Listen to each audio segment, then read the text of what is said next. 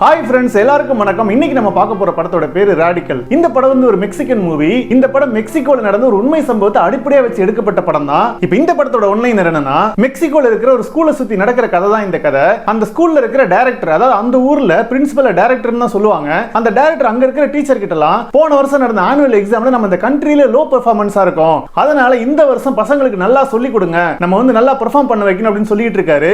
இப்போ அந்த ஸ்கூலுக்கு ஒரு புது டீச்சர் வராரு. அவர் தான் நம்ம ஹீரோ. அவர் வந்து இந்த ஸ்கூல்ல இருக்கிற கரிக்குலம்லாம் பேஸ் பண்ணி பாடம் நடத்த மாட்டாரு. பசங்களுக்கு எல்லாத்தையும் புதுசா சொல்லி தரணும், அது அவங்களுக்கு புரியணும், அது அவங்க லைஃப்க்கு யூஸ் ஆகணும் அப்படின்ற மாதிரி பாடம் நடத்துற ஒரு டீச்சர் அவரு. இப்ப நம்ம ஹீரோ அந்த மாதிரி பாடம் நடத்துறதுனால அவருக்கு ஏகப்பட்ட பிரச்சனை வருது. அதுவும் இல்லாம மெக்சிகோ அப்படினாவே ட்ரக் உலகம் தான். அந்த ஏரியால இருந்து வந்த ஒரு பையன் இருப்பான் அந்த ஸ்கூல்ல. அப்புறம் ஒருத்தர் குப்பையில இருக்கிற இரும்பெல்லாம் பொறுக்கி வித்துட்டு இருப்பாரு. அவருக்கு பிறந்த ஒரு பொண்ணு அந்த ஸ்கூல்ல படிச்சுட்டு இருப்பா. இன்னொரு பக்கம் பாத்தீங்கன்னா காலையில எந்திரிச்ச உடனே தம்பி தங்கைகளுக்கான எல்லா வேலையும் பார்த்துட்டு அப்பாவுக்கு ட்ரெஸ் எல்லாம் அயன் பண்ணி கொடுத்து வீட்டுல சமைச்சு வச்சுட்டு ஒரு பொண்ணு அந்த ஸ்கூலுக்கு படிக்க வருவா. இப்படி வேற வேற பேக்ரவுண்ட்ல இருந்து அந்த ஸ்கூலுக்கு படிக்க வராங்க அப்படிங்கறதெல்லாம் காட்டுறாங்க. இப்போ நம்ம ஹீரோ அங்க இருக்கிற விதிமுறைகளை மீறி பாடம் சொல்லி கொடுக்கறாருன்னு சொன்னல, அதனால அவருக்கு என்னென்ன பிரச்சனைலாம் வந்துச்சு, அதெல்லாம் எப்படி சமாளிச்சாரு, அது எல்லாத்தையும் மீறி அந்த பசங்களுக்கு அவர் எப்படி சொல்லி கொடுத்தாரு, அவர் நினைச்ச மாதிரி அவங்க எல்லாத்தையும் கத்துக்கிட்டாங்களா இல்லையா அப்படிங்கிறது ரொம்ப இன்ட்ரெஸ்டிங்கா வித்தியாசமான ஸ்கிரீன் பிளேயோட சொல்லி இருக்கிற கதை தாங்க இந்த கதை. இப்போ இதோட போய் படம் பார்க்கணும்னு நினைக்கிறவங்க போய் படம் பாருங்க. ஆனா படம் பார்க்க டைம் இல்லைன்னு சொல்றவங்க எல்லாருமே இந்த வீடியோவை கண்டினியூ பண்ணுங்க.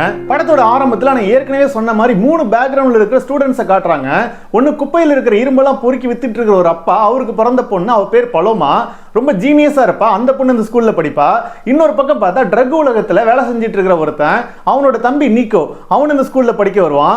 அதே சமயம் காலையில எந்திரிச்ச உடனே இருக்கிற எல்லா வேலையும் பார்த்துட்டு சமைக்கிறதுல இருந்து அப்பாவோட ட்ரெஸ் அயன் பண்ணி கொடுக்கறதுல இருந்து இப்படி எல்லா வேலையும் பார்த்துட்டு, இத்தனைக்கும் பாத்தீங்கன்னா அந்த பொண்ணு 6வது படிக்கிற பொண்ணு தான். இப்படி எல்லா வேலையும் பார்த்துட்டு தம்பி தங்கச்சிங்களோட ஸ்கூலுக்கு வர ஒரு பொண்ணு, இப்படி வேற வேற பேக்ரவுண்ட்ல இருந்து ஸ்கூலுக்கு வராங்க அப்படிங்கறதெல்லாம் காட்டுறாங்க.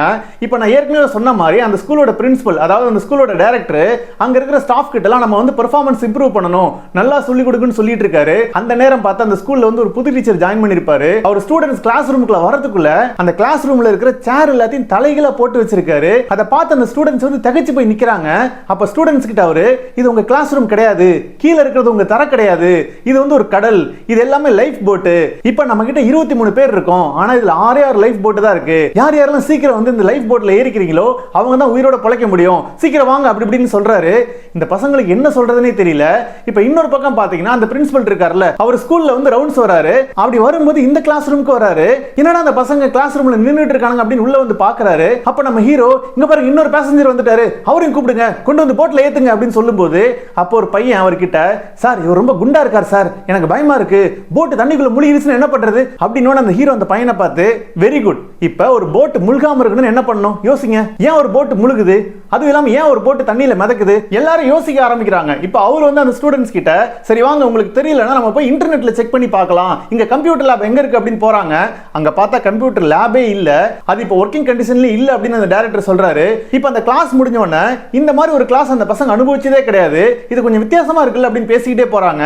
இப்போ இந்த 3 செட் ஆஃப் பசங்களை காட்டினாங்கல்ல, அவங்க வாழ்க்கையில என்ன நடந்துகிட்டு இருக்கு அப்படிங்கறதெல்லாம் காட்டுறாங்க. இப்போ காலையில எந்திரிச்ச உடனே தம்பி தங்கைகளெல்லாம் ரெடி பண்ணி அப்பாவுக்கு சாப்பாடுல செஞ்சு கொடுத்த ஒரு பொண்ணு வந்தால, அவங்க வீட்டுல என்ன நடக்குதுன்னு காட்டுறாங்க. அவங்க வீட்டுல அவங்க அம்மா இருக்காங்க. என்னன்னு பார்த்தா அவங்க அம்மா மறுபடியும் கர்ப்பமா இருக்காங்க. இன்னொரு பக்கம் பார்த்தோம்னா அந்த ட்ரக் உலகத்துல வேலை செய்யற ஒருத்தனோட தம்பி இந்த ஸ்கூல்ல படிக்கிறான்னு சொன்னல, அவன் அண்ணனை பார்க்க போறான். அங்க இருக்கிற ஒருத்தன் அவன் கிட்ட இருக்கிற கன்னை வந்து இந்த பையன் கிட்ட கொடுக்குறான். இந்த பையன் முறையா அந்த கன்னை பிடிச்சு பார்க்கறான் அப்படின்லாம் காட்டுறாங்க. இப்போ அடுத்த நாள் பார்த்தா நம்ம ஹீரோ அந்த டைரக்டர் கிட்ட, இந்த மாதிரி இந்த கம்ப்யூட்டர் லேப் வாங்க போய் பார்க்கலாம் அப்படின்னு போய் பார்த்தா அந்த ரூமே பால் அடைஞ்சு கிடக்குது. அதுவும் இல்லாம கொஞ்ச நாளைக்கு முன்னாடி இந்த கம்ப்யூட்டர் எல்லாம் திருடிட்டு போயிட்டாங்க அப்படின்னு அந்த டைரக்டர் சொல்றாரு. அந்த லெவலுக்கு தான் அந்த ஸ்கூல் இருக்கு. இப்போ அன்னைக்கு கிளாஸ்ல நம்ம ஹீரோ அங்க இருக்கிற பசங்களுக்கு எல்லாம் ஒரு கதை சொல்றாரு. என்ன அப்படின்னா, ஒரு விவசாயி கிட்ட ஒரு கழுதை இருந்துச்சு. அந்த கழுதை அவன் பல வேலைகளுக்கு யூஸ் பண்ணிட்டு இருந்தான். ஒரு நாள் ஒரு பெரிய பள்ளத்துல அந்த கழுதை விழுந்துருச்சு. இப்ப அந்த கழுதையை மேல தூக்கணும்னா ஏகப்பட்ட செலவாகும். அதனால அந்த விவசாயி வந்து அந்த கழுதை உள்ளே இருக்கட்டும், இப்ப அந்த குழியை நம்ம மூடிடுவோம் அப்படின்னு சொல்லிட்டு அந்த குழியை மண்ணள்ளி மூட ஆரம்பிக்கிறான். உள்ள இருக்கிற கழுதை வந்து கத்த ஆரம்பிக்குது. ஒரு கட்டத்துல அந்த கழுதை வந்து கத்துறதை நிறுத்திடுது. நம்ம விதி அவ்வளவுதான் அப்படின்னு அது முடிவு பண்ணிட்டு கத்துறதை நிறுத்திடுச்சு அப்படின்னு சொல்லி இந்த விவசாயி நினைச்சுக்கிட்டாரு. ஆனா அந்த விவசாயி மண்ணை அள்ளி அள்ளி அந்த குழிக்குள்ள போட போட போட அந்த குழி நிரம்ப ஆரம்பிக்குது. ஒரு கட்டத்துல அந்த குழி மேல நிரம்பி வர வர வர அந்த கழுதையும் மேல வருது. மேல வந்தோடனே தான் உடம்புல இருக்கிற மண் எல்லாத்தையும் உதறி தள்ளிட்டு அங்கிருந்து தப்பிச்சு ஓடிடுது. இப்படிதான் உங்க வாழ்க்கையில் ஏகப்பட்ட பேர் உங்க மேல மண்ணள்ளி போட்டுக்கிட்டே இருப்பாங்க. நீங்க அது எல்லாத்தையுமே படிக்கற்களா மாத்தி மேல வந்துட்டு இந்த மண்ணை உதறி தள்ளிட்டு போயிட்டே இருக்கணும். இன்னும் சொல்ல போனா நீங்க என்ன கத்துக்கணும் அப்படிங்கறத நான் முடிவு பண்ணக்கூடாது, நீங்களே முடிவு பண்ணுங்க. இப்ப சொல்லுங்க நீங்க எதை கத்துக்கணும், நீங்க கேளுங்க அப்படின்னு சொல்லிட்டு சொல்லிட்டு ஒரு சேர்ல போய் உட்கார்ந்துறாரு. அப்போ ஒரு பையன் அவர்கிட்ட சரி எனக்கு போட் அப்புறம் அந்த கப்பல்லாம் எப்படி வேலை செய்யுது அப்படிங்கறத கத்து கொடுங்க அப்படின்னு கேக்குறான். இப்படியே ஒவ்வொரு பையனும் கேள்வி கேட்க கேட்க அங்க இருக்கிற ஸ்டூடெண்ட்ஸே அதுக்கு பதில் சொல்றாங்க. அதாவது அவங்களுக்குள்ள ஒரு இன்டராக்ஷன் நடக்க ஆரம்பிக்குது. அப்ப ஹீரோ அவங்க கிட்டலாம் ஒரு போட் எப்படி தண்ணியில மிதக்குது, அதாவது ஒரு பலூன்ல காத்த நிரப்பணும்னு அது காத்துல பறக்க ஆரம்பிக்குது. ஆனா அதே பலூனை தண்ணியில போட்டீங்கன்னா தண்ணியில மிதக்க ஆரம்பிக்குது. அது எப்படி நடக்குது? அதே சமயத்துல ஒரே வெயிட்ல ரெண்டு பேர், ஒருத்தர் வந்து குண்டா இருக்காரு, இன்னொருத்தர் ஒல்லியா ஃபிட்டா இருக்காரு. இந்த ரெண்டு பேர்ல அந்த குண்டா இருக்காரு பாத்தீங்களா, அவர் தான் தண்ணியில மிதக்கிறதுக்கு அதிக சான்ஸ் இருக்கு. இது எப்படி நடக்குது அப்படின்னு சொல்லி அவங்க கிட்ட கேள்வியை கேட்கிறாரு. இதுக்கும் பசங்க யோசிக்க ஆரம்பிக்கிறாங்க. அப்போ ஒரு பையன் அதுக்கு காரணம் சைஸ் தான் அப்படின்னு சொல்றான். உடனே ஹீரோ அவங்க கிட்ட வெரி குட் அப்படின்னு சொல்லிட்டு அது மூலமாகவே ஃபிராக்ஷன்ஸ், டிவிஷன் அப்புறம் ரிமைண்டர்ஸ் பத்திலாம் சொல்லி கொடுக்க ஆரம்பிக்கிறாரு. இப்போ அந்த பசங்க கிட்ட அவங்க ரிமைண்டர்ஸ்னா என்ன அப்படின்னு கேட்கும்போது இந்த நீக்கன் ஒரு பையன் இருந்தான்ல, அவன் வந்து சார் ஒரு போட்ல குறிப்பிட்ட அளவு தான் மக்கள் ஏற முடியும், அதுக்கு மேல ஏறினாங்கன்னா அந்த போட் முழுகிடும், இதுதான் ரிமைண்டர்ஸ் சொல்லுது அப்படின்னு வெரி குட் அப்படின்னு சொல்றாரு. இப்படி பிராக்டிகலா அவங்க எல்லாத்தையும் கத்துக்க ஆரம்பிக்கிறாங்க. இப்போ நம்ம ஹீரோ அவங்க கிட்ட சரி ஒரு போட் எப்படி தண்ணிக்குள்ள முழுகுது இதை யோசிச்சு கண்டுபிடிங்க அப்படின்னு சொல்லிட்டு வெளியில போறாரு. வெளியில போய் பார்த்தா அங்க நிறைய இடத்துல பலூனை கட்டி வச்சிருக்காங்க. அதுல சில பலூன் எடுத்துட்டு வந்து அங்க இருக்கிற தண்ணி தொட்டிகளை போட்டுட்டு மறுபடியும் கிளாஸ் ரூம்குள்ள வராரு. அங்க வந்து பார்த்தா எல்லாரும் ரொம்ப தீவிரமா யோசிச்சுட்டு இருக்காங்க. சில பேர் நோட்ல எழுதி பார்த்தாலும் ஒர்க் அவுட் பண்ணிட்டு இருக்காங்க. ஏன் குண்டா இருக்கிறவர் தண்ணியில மிதக்கிறதுக்கான வாய்ப்பு அதிகம் அப்படின்னு கேட்கும்போது ஒரு பையன் அவர்கிட்ட சார் குண்டா இருக்கிறவங்க ஏன் தண்ணியில ஃபிட்டா இருக்கிறவங்களோட மிதக்குறாங்க அப்படின்னா அவங்களோட மசில் ஸ்ட்ரென்த்தை விட இந்த ஃபிட்டா இருக்காங்க பாத்தீங்களா அவங்களோட மசில் வந்து ஹெவியா இருக்கும், அதுதான் காரணம்னு சொன்னோன்னே ஹீரோ அவனை பார்த்து வெரி குட் அப்படின்னு சொல்றாரு. அப்ப இன்னொரு பொண்ணு நம்ம ஹீரோ கிட்ட ஆனா எப்பவுமே லைட் வெயிட் இருக்கிற ஒரு பொருள் தானே மிதக்கும் அப்படின்னு சொல்லும்போது அதுவும் கரெக்ட் தான் அப்படின்னு சொல்லிட்டு டென்சிட்டி வால்யூம் மாஸ் இதுக்கான ஃபார்முலா எழுதி போட்டு இது எப்படி ஒர்க் அவுட் ஆகுதுன்னு சொல்லி கொடுக்குறாரு. இப்ப கட் பண்ணா வெளியில ஒரு தொட்டில பலூனை போட்டார்ல, அந்த இடத்துல பசங்க பிராக்டிகலா இந்த எக்ஸ்பெரிமெண்ட் பார்த்து கத்துக்கிட்டு இருக்காங்க. இப்ப அந்த இடத்துக்கு அந்த டைரக்டர் வராரு. அவர் வந்து நம்ம ஹீரோ கிட்ட இன்னைக்கு ஷெட்யூல்ல வந்து நீ நேச்சுரல் சயின்ஸ் தான் எடுக்கணும், ஆனா இவங்க வேற என்னமோ பண்ணிட்டு இருக்காங்களே அப்படின்னு கேட்கும்போது இல்ல இன்னைக்கு ஸ்டூடெண்ட்ஸ்க்கு வந்து பிசிக்ஸ்ல இன்ட்ரெஸ்ட்னு சொல்றாரு. அதை கேட்டோன்னு அந்த டைரக்டர் பிசிக்ஸா இவங்களுக்கு சிலபஸ்ல பிசிக்ஸே கிடையாது அப்படின்னு டென்ஷன் ஆகுறாரு. அப்போ ஒரு பையன் அவர் கூப்பிட்டு நீ இன்னைக்கு பிசிக்ஸ்ல என்னெல்லாம் கத்துக்கிட்ட அப்படின்னு கேட்கும்போது அவன் அந்த டென்சிட்டி மாஸ் வால்யூம் பத்தின ஃபார்முலாஸ்ல இருந்துச்சுல அதெல்லாம் சொல்லி அவர்கிட்ட கத்துக்கிட்டதெல்லாம் எக்ஸ்பிளைன் பண்ண ஆரம்பிக்கிறான். அதுவும் இல்லாம அந்த டைரக்டர் கொஞ்சம் குண்டா இருப்பாரு, நம்ம ஹீரோ கொஞ்சம் ஒல்லியா இருப்பாரு. ரெண்டு பேருமே கம்பேர் பண்ணி பிராக்டிகலா அதை சொல்லி காட்ட ஆரம்பிக்கிறாங்க. டைரக்டர் இவங்க பண்றதெல்லாம் பார்த்து கொஞ்சம் இம்ப்ரெஸ் ஆயிடுறாரு. அடுத்து அங்க பலவமான ஒரு பொண்ணு இருந்துச்சுல, அந்த பொண்ணு ரொம்ப டேலண்டான பொண்ணு அப்படின்னு நம்ம ஹீரோ கண்டுபிடிச்சாரு. அந்த பொண்ணு கிட்ட போன நம்ம ஹீரோ உனக்கு எல்லாமே நல்லா தெரியுது, உன் நோட்ல நீ எழுதுனதெல்லாம் நான் பார்த்துட்டேன், ஆனா நீ அதை எல்லா பசங்ககிட்டயும் ஷேர் பண்ணிக்கணும், எல்லாருக்கும் கொஞ்சம் ஷேர் பண்ண அவங்களுக்கு கத்துக்கிட்டுமே அப்படின்லாம் சொல்றாரு. அதுவும் இல்லாம அந்த பலோமாவுக்கு ஏரோஸ்பேஸ் இன்ஜினியர் ஆகணும் அப்படிங்கறது ஆசை. இப்ப கட் பண்ண அந்த மூணு செட் பசங்களை காட்டினாங்கல்ல, அதுல அந்த தம்பி தங்களுக்கு எல்லாம் ஹெல்ப் பண்ணிட்டு படிக்க வந்தால அவளுக்கு வந்து ஒரு பிலாசபர் ஆகணும் அப்படின்னு ஆசை. இப்படி ஒவ்வொருத்தருக்கும் என்ன ஆசை அப்படிங்கறதெல்லாம் காட்டுறாங்க. இப்ப அந்த நீக்கோன்னு ஒரு பையன் இருந்தால அவன் பலோமா கிட்ட பேச ட்ரை பண்றான். ஆனா அந்த பொண்ணு பிடி கொடுத்து பேசுறதுக்கு ரெடியாவே இல்ல, அவன் அவாய்ட் பண்ணிட்டு போயிடுறா. அதுக்கப்புறம் நீக்க வீட்டுக்கு போறான். வீட்டுக்கு பின்னாடி பாத்தீங்கன்னா ஒரு வீணா போன போட் ஒன்னு இருக்கும். அதுல நம்ம ஹீரோ சொல்லி கொடுத்தாருல அதெல்லாத்தையும் யூஸ் பண்ணி அந்த போட்டை சரி பண்ண ட்ரை பண்றான். இன்னொரு பக்கம் பாத்தீங்கன்னா டைரக்டர் வந்து நம்ம ஹீரோ கிட்ட எல்லா ஹெல்ப்பும் பண்ண ட்ரை பண்றாரு. அதே சமயம் இந்த பசங்கள நல்லாவும் மார்க் எடுக்கணும், அதுதான் ஸ்கூலுக்கு முக்கியம் அப்படிங்கறதையும் சொல்றாரு. இப்ப அடுத்த நாள் நம்ம ஹீரோ ஸ்கூலுக்கு வரும்போது அந்த நீக்கோ அப்படிங்கிற பையன் மட்டும் தனியா உட்கார்ந்து இருப்பான். அவன் வந்து நம்ம ஹீரோ கிட்ட நிறைய क्वेश्चन எல்லாம் கேட்பான், அவனுக்கு பதில் சொல்லிட்டு இருப்பாரு. அந்த நேரத்துல அவன் பேக்கை வாங்கி அவர் பார்க்க ட்ரை பண்ணுவாரு. ஆனா அவன் பேக்கை வந்து கொடுக்க மாட்டேன்னு சொல்லுவான். ஒரு கட்டத்துல அவனை மிரட்டி அந்த பேக்கை வாங்குறாரு. அவன் அழ ஆரம்பிக்கிறான். அதை ஓபன் பண்ண போகும்போது இப்ப நான் அதை ஓபன் பண்ணி இதுல ஏதாவது இருக்கக்கூடாத பொருள் இருந்துச்சுன்னா நான் அதை ரிப்போர்ட் பண்ணி ஆகணும் அப்படின்னு சொல்லிட்டு ஓபன் பண்ண போறாரு. ஆனா ஓபன் பண்ணவே இல்ல. அப்பதான் அவர் அவன்கிட்ட இந்த கொஞ்ச நாள்ல உன்கிட்ட நிறைய இம்ப்ரூவ்மெண்ட் தெரியுது, இப்ப உன்கிட்ட ரெண்டு விஷயம் இருக்கு, ஆனா நீ ஒரே டைம்ல ரெண்டு விஷயத்துல டிராவல் பண்ண முடியாது, இது எதுல டிராவல் பண்ணணும் அப்படிங்கறத நீயே முடிவு பண்ணிக்க அப்படின்னு சொல்லிட்டு பேக்கை திறந்து பார்க்காம அவங்கிட்டே கொடுத்துறாரு. அதுவும் இல்லாம அவனுக்கு பலோமாவை ரொம்ப பிடிக்கும் அவருக்கு தெரியும். அவங்கிட்ட பலோமாவுக்கு வந்து ஏரோஸ்பேஸ் இன்ஜினியர் ஆகணும் அப்படின்னு ஆசை அப்படின்னு சொல்லி அது சம்பந்தப்பட்ட ஒரு பேம்லெட்டை கொடுத்து இதை நீ கொண்டு போய் அவகிட்ட கொடுன்னு சொல்லி கொடுக்குறாரு. நம்ம நீக்கும் அதை கொண்டு போய் அவகிட்ட கொடுக்குறான். இப்ப ரெண்டு பேரும் பழக ஆரம்பிக்கிறாங்க. பலோமா வந்து நீக்கோவை தன்னோட வீட்டுக்கு கூட்டிட்டு போறா. அங்க இருக்கிற குப்பைங்களுக்கு நடுவில் அவனை கூட்டிட்டு போயிட்டு அவங்க வச்சிருக்கிற டெலஸ்கோப்பை காட்டுறா. அது அவளே ரெடி பண்ண ஒரு ட்ரைபாட்ல போட்டு தூரத்துல என்ன இருக்குன்னு அவனை பார்க்க சொல்றா. தூரத்துல பாத்தீங்கன்னா அங்க ஒரு ராக்கெட் லான்ச் ஸ்டேஷன் இருக்கும். அது ரெண்டு பேரும் பார்த்துட்டு இருக்காங்க அப்படிங்கறதெல்லாம் காட்டுறாங்க. அதே நேரம் இவங்க ஸ்கூல்ல படிக்கிற இன்னொரு பொண்ணு வீட்டுல காட்டுறாங்க. அந்த வீட்டுல அந்த பொண்ணு உட்கார்ந்து தீவிரமா படிச்சுக்கிட்டு இருப்பா. அப்ப அவங்க அம்மா வந்து நீ எனிவே அடுத்த வருஷம் ஸ்கூல்ல நிறுத்த வேண்டியது இருக்கும், ஏன்னா பிறக்க போற குழந்தை நீ தான் பாத்துக்க வேண்டியது இருக்கும், அந்த குழந்தை எப்ப பிளே ஸ்கூல் போகுதோ அப்பதான் நீ மறுபடியும் ஸ்கூலுக்கு போக முடியும் அப்படின்னு சொன்னோன்னே அவளுக்கு ஒரு மாதிரி ஆயிடுது. அவளுக்கு என்ன பண்றதுன்னே தெரியல. இப்ப கட் பண்ணோம்னா அடுத்த நாள் நம்ம ஹீரோ வந்து ஸ்கூல்ல இருக்கிற கரிக்குலம்லாம் ஃபாலோ பண்ணாம அவர் இஷ்டத்துக்கு பாடம் நடத்தினார்ல, இதை பார்த்த மத்த டீச்சர் யாரோ ஒருத்தன் பொறாமப்பட்டு போய் போட்டு கொடுத்துறான். அதனால ஸ்கூல்ல இன்ஸ்பெக்ஷன் வராங்க. நம்ம ஹீரோ மேல என்கொயரி வைக்கிறாங்க. கடைசியில அவர் சஸ்பெண்ட் பண்ணிடுறாங்க.